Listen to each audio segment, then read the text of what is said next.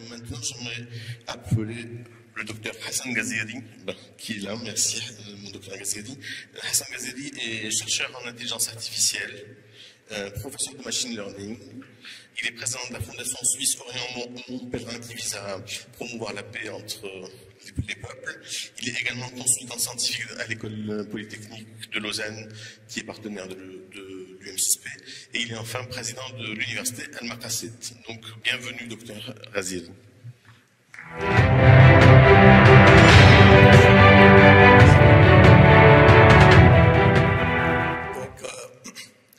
Salam alaikum. Donc l'université Maqasid est une université à Beyrouth et donc je viens de Beyrouth. Et j'aimerais tout d'abord remercier Reda Ben Kiran qui m'a invité, qui m'a donné l'opportunité de participer à cette conférence vraiment très intéressante et de remercier tous les organisateurs, M. Laroui, M. Tazi et tous ceux qui ont participé au succès de cette conférence. Et je suis surtout heureux de pouvoir adresser la jeunesse marocaine et la jeunesse africaine. Et je vous promets que je serai bref, je sais que c'est la fin de la journée, tout le monde est fatigué, et j'aimerais surtout que l'on puisse avoir l'occasion de discuter, de débattre de ces différentes idées que je vais exposer.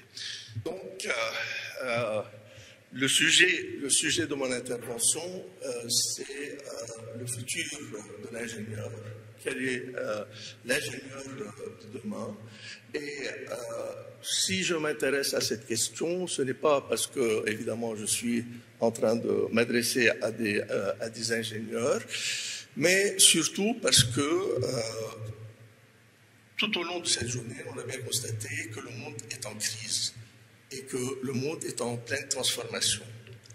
Et le moteur de ces transformations, c'est évidemment les nouvelles technologies qui sont en train de transformer nos sociétés complètement. Et l'agent principal de ces transformations est l'ingénieur. À côté d'autres agents, bien entendu, mais l'ingénieur joue un rôle capital dans cette transformation. Donc, si on veut réfléchir à l'avenir de cette humanité et de ce qui va nous arriver, il serait utile de se pencher sur le métier d'ingénieur, sur cette profession, sur son évolution et sur son futur. Alors, je vais aborder ces questions sous trois aspects, disons. D'abord, bon, c'est quoi la nature de cette profession, son évolution, et la notion clé à ce niveau-là, c'est la notion d'artificialisation. Ensuite, je vais parler de la situation actuelle et de l'impact de l'intelligence artificielle en particulier sur les ingénieurs. Et les notions que je vais aborder sont l'artefactualisation, la numérisation et la complexification. Et puis, le troisième point concerne les menaces, les obstacles et les futurs possibles. Voilà, donc ça c'est deux spécimens d'ingénieurs. Le premier, c'est notre ancêtre à tous, celui qui a réussi à domestiquer le feu et qui très probablement a sauvé l'humanité et lui a permis d'exister. Et l'autre, c'est ce qui nous attend très probablement, possiblement, le robot humanoïde capable de se reproduire, de s'auto-reproduire, de s'auto-réparer et qui est à moitié humain, à moitié machine. Et donc, pour certains, ça risque de nous arriver d'ici quelques décennies au plus tard. Maintenant, cette fonction, l'ingénieur, c'est quoi? D'abord, ce n'est pas un technicien, ce n'est pas un savant. Ce n'est pas un savant parce qu'il n'est pas préoccupé vraiment par le fait de percer les secrets de l'univers. Et donc, ce n'est pas non plus un technicien parce que c'est lui le concepteur, c'est pas le dernier utilisateur des machines qui sont développées. Et par contre, la mission principale de l'ingénieur est de s'attaquer à des problèmes concrets, à de vrais problèmes, et essayer de trouver des solutions à ces problèmes. Donc, c'est un problème solver, principalement. Et c'est quelqu'un qui mobilise tout un tas de méthodes, d'outils, l'observation, le calcul, la mesure, etc., pour arriver à ses fins. Mais aussi, il ne fait pas ça de son propre gré. Donc, il est au service quand même, soit d'un projet de société, soit d'intérêt public ou privé. Et on attend de lui qu'il puisse augmenter la productivité, ou augmenter la rentabilité, ou augmenter le contrôle. Et pour cela, il est obligé de jouer le rôle d'intégrateur, principalement. Intégrer des machines avec des machines pour fabriquer de nouvelles machines, intégrer l'homme et la machine pour faire des usines performantes, ou intégrer l'homme des réseaux et des processus. Et disons, en fonction, disons, de ce qu'on attend et des missions de l'ingénieur, les institutions de formation de l'ingénieur ont évolué. Par exemple, les premières écoles d'ingénieurs sont apparues dans les années 1780. Et ces écoles d'ingénieurs se sont séparées des universités, et ça c'est un point extrêmement important. Et ces ingénieurs, qui étaient des ingénieurs généralistes, évidemment, avaient une mission auprès de l'État pour exécuter, accomplir des missions étatiques à l'intérieur du pays ou à l'extérieur. Et souvent, disons que cette formation, la formation de l'ingénieur, était complétée par une formation dans l'administration. Par exemple, les ingénieurs français, ils font Polytechnique et puis ils continuent parfois à l'ENA, l'École nationale d'administration. Après, quand c'est devenu la question de rentabilité, qui est la question capitale, l'ingénieur est au service, en fait, d'entreprises, petites ou grandes. Et là aussi, compléter sa formation se faisait à travers les MBA. Et donc, il y a une évolution. La troisième évolution, c'est quand l'ingénieur devait participer à l'innovation, de trouver des nouvelles solutions et ces innovations à travers des startups. Et là, il complétait sa formation à travers des accélérateurs, à travers des MOOC, etc. Donc, voilà, en gros, ces missions. Bon, évidemment, je ne fais pas l'historique de ce métier, mais il y a ces quelques points importants. Maintenant, que se passe-t-il? Alors, où on en est? Pour certains, on est à l'aube d'une nouvelle ère. Alors, selon M. Klaus Schwab, que vous voyez ici, qui ne respecte pas le bonheur vraiment, mais bon, on est à l'aube de la 4e révolution industrielle. Et c'est quoi cette 4e révolution industrielle? Elle consiste à réaliser une transformation numérique de toute production industrielle. Et cela en utilisant et en intégrant toutes les nouvelles technologies comme l'intelligence artificielle, cloud computing, réseaux de communication, big data et systèmes cyberphysiques, c'est-à-dire des systèmes qui s'autoréparent. Et évidemment, là, la numérisation est au cœur de ce processus et l'intelligence artificielle joue un rôle majeur, en particulier dans le domaine de l'artefactualisation. Artefactualisation, ça veut dire de transformer le monde en objet, en fait. Et on est en train de développer des prothèses, on est en train de développer des robots, et tout ça, c'est des artefacts.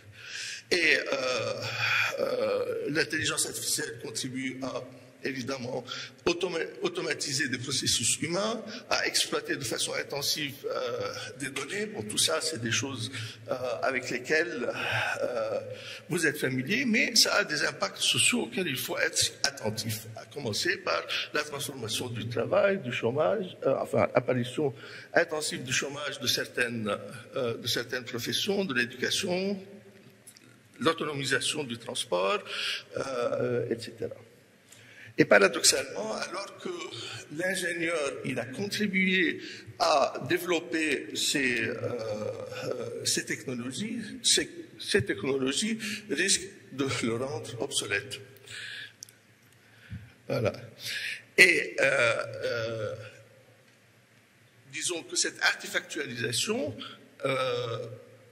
au bout de sa course, ou dans son développement ultime, va aboutir à ce que certains appellent le transhumanisme. Et le transhumanisme, qui a été évidemment discuté longuement précédemment, enfin dans l'année passée, c'est un mouvement qui s'appuie sur les progrès des différentes disciplines telles que la biologie, l'intelligence artificielle, et défend l'idée de transformer ou de dépasser l'homme pour créer un post-humain ou un transhumain aux capacités supérieures à celles des êtres actuels, à travers toutes les prothèses, les puces implantées, les robots humanoïdes, etc.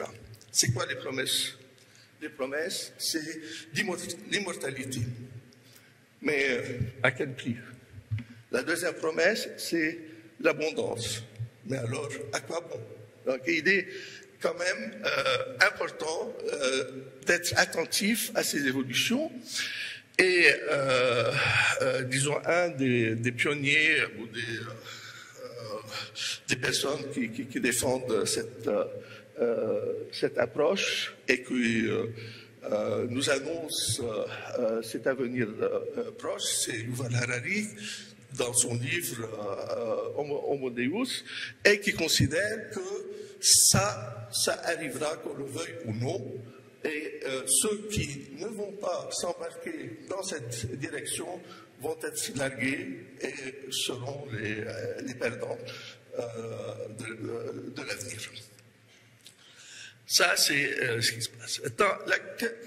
La complexification intervient aussi dans ce processus et de différentes façons, que ce soit au niveau du contrôle ou bien au niveau de la mise en place de systèmes ou bien, enfin, ce qu'on appelle maintenant l'ingénierie du chaos, qui, par exemple, a été développé et utilisé par Netflix pour assurer la résilience de ces réseaux et voir, par exemple, ce qui pourrait se passer si, par exemple, une grande partie de ces serveurs tombe en panne et comment on peut éviter l'insatisfaction des utilisateurs. Donc, la complexification ou le complexe et les sciences de la complexité font partie actuellement de cette évolution pour une raison très simple, c'est que le monde devient hyperconnecté. Et à cause de cette hyperconnectivité, évidemment, il se crée des phénomènes auxquels les ingénieurs précédemment n'étaient pas préparés. Et monsieur Chevalaris, il a parlé, lui, en fait, de l'ingénierie sociale. Et là aussi, je veux dire, la complexité joue un rôle majeur pour comprendre comment des organismes et des sociaux peuvent être manipulables. Et aussi, au niveau de l'intelligence artificielle et des systèmes qui sont utilisés, il y a en fait deux approches pour développer des réseaux de neurones. Il y a les réseaux de neurones supervisés, ceux qui sont utilisés de façon intensive actuellement à travers le deep learning, par exemple, et les algorithmes de backpropagation, et autres beaucoup plus sophistiqués, évidemment, mais il y avait aussi des algorithmes qui sont auto-organisés. non supervisés. En particulier les algorithmes, disons, de Cohen, et ces réseaux de Cohen que j'ai utilisés pour résoudre un problème d'optimisation assez difficile, le problème du voyageur de commerce. Et j'aurais bien aimé pouvoir, comment dire, montrer l'évolution, mais apparemment ce n'est pas possible. Mais l'idée n'est pas compliquée en fait. L'idée c'est de partir de cette chaîne bleue pour pouvoir trouver un chemin qui passe par tous ces points rouges, en passant une et une seule fois et en minimisant le chemin parcouru. Et évidemment, il y a les méthodes d'optimisation qui sont connues, et cette méthode-là, elle a une philosophie, une approche totalement différente, parce qu'elle part en fait d'un tour qui est idéal, c'est ce tour qui peut être un cercle ou n'importe quoi, et cette chaîne de neurones commence à interagir avec tous les points de façon à ce que finalement le tour représente vraiment le plus court chemin qui passe par tous ces points. Mais pour y arriver, il faut qu'il y ait une interaction non seulement entre les neurones de la chaîne et les différents points par lesquels on doit passer, mais aussi une interaction entre les neurones eux-mêmes, en utilisant, disons, ce principe, c'est que deux points proches devraient être connectés par deux neurones qui sont proches sur la chaîne. Et c'est une forme d'auto-organisation parce qu'il y a juste une règle qui est mise en place, et puis elle développe un comportement qui est finalement un comportement assez complexe puisqu'il résout un problème qui est un peu complet. Et cette approche n'a pas eu le succès de l'approche des réseaux de neurones supervisés, mais il y a encore pas mal de boulot à faire. Maintenant, pardon. On peut retourner.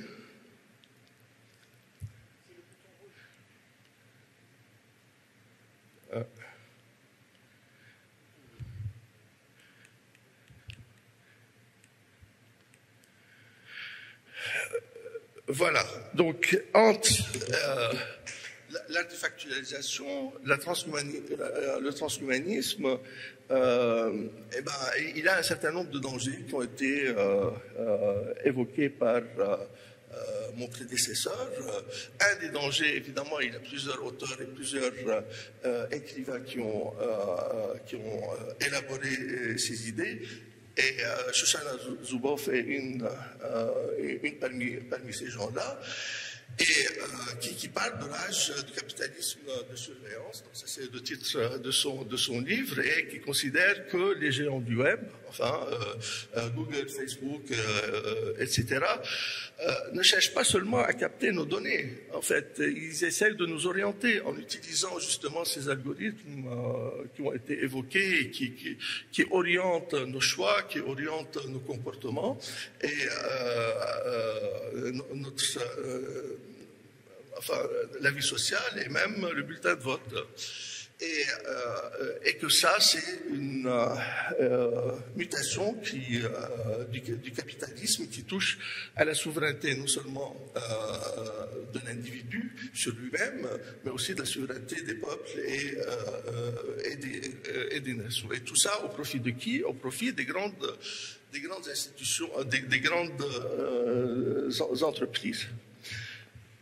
Ça, c'est un des dangers. Et l'autre danger, c'est évidemment l'autonomisation de la technologie, c'est-à-dire que, bon, voilà, elle évolue par elle-même et qui pourrait aboutir évidemment à l'obsolescence de l'homme. Donc on est pris entre l'enclume de l'esclavagisme et de la soumission aux grandes entreprises du net et le marteau de l'obsolescence de notre existence en tant qu'être humain.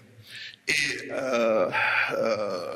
face à ça, qu'est-ce qu'on peut faire? Donc ça, c'est la question qui a été posée dans le débat précédent, et je pense que ça, c'est une question cruciale à laquelle nous sommes tenus de réfléchir à tout point de vue. Et d'abord, en tant qu'ingénieur ou futur ingénieur, il est indispensable de prendre conscience de ces problèmes. Évidemment, personne n'a la solution. Simplement, à un moment donné, on s'est dit peut-être que, comme notre ami Reda le soulignait, que la complexité pouvait nous sortir de cette situation. Or, il se fait que la complexité, elle peut être aussi utilisée à mauvais escient. La question est pourquoi elle est utilisée à mauvais escient et qu'est-ce qu'il faudrait faire pour qu'elle soit utilisée à bon escient. Et là, il y a tout un tas d'initiatives qui pourraient être en place. Et le point de départ, évidemment, c'est la prise de conscience. La prise de conscience, d'une part, et ça, c'est un point que Edgar Morin a beaucoup insisté là-dessus ce matin. La deuxième chose, c'est que la prise de conscience ne suffit pas. Il faut avoir le courage de se prendre en main et de dire que non, les situations, elles peuvent évoluer dans un autre sens que celui qui nous est imposé. Et la troisième chose, c'est qu'il faut être attentif au fait qu'il faut préserver. Donc tout ça, c'est des conditions favorables pour permettre l'émergence d'une réalité nouvelle, d'utiliser le chaos qui est en train de se répandre à des fins utiles, en utilisant évidemment un minimum de connaissances dans les sciences de la complexité. Et donc le troisième point, c'est de voir dans quelle mesure il faut quand même préserver le vrai rapport à l'autre à travers l'appartenance à la famille ou à la patrie et de dire voilà, on fait partie d'un système social évolué et que on lutte, on refuse le fait de nous atomiser et de nous transformer en des atomes narcissiques sans intérêt et vide de sens. Et finalement, peut-être que quand même, il faut quand même qu'on garde le goût du beau et la recherche et la quête du sens. Et voilà, je vous remercie.